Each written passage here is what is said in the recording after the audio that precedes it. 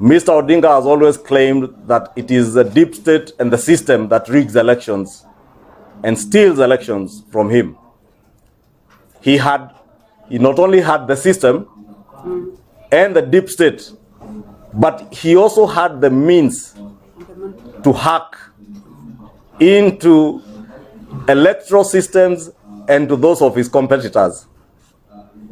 And therefore, we want to ask Kenyans to ignore the calls to incitement by Mr. Odinga in his endeavor to look for another handshake that His Excellency the President has been very clear will not happen, is not about to happen, and will never happen.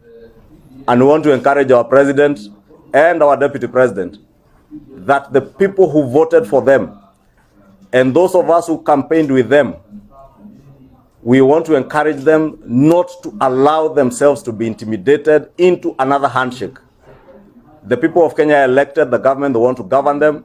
The people have moved on, and we want to ask even those who never voted for us, as we commend them for moving on, not to allow themselves to be incited. We have seen attempts with Mr. Odinga now calling on people to, in the pretext of prayers, to get into the central business district of Nairobi. You have all witnessed the very insightful statements in his rallies.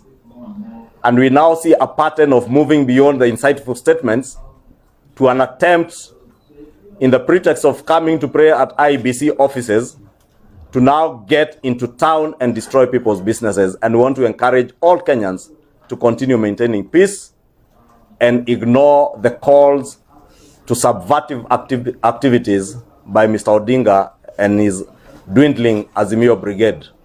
Since you all know that house is collapsing faster than it was built. And you're all aware that house was built through coercion. And that coercion cannot work now without the deep state. They used to coerce members of parliament, governors, and other leaders into the coalition of the unwilling.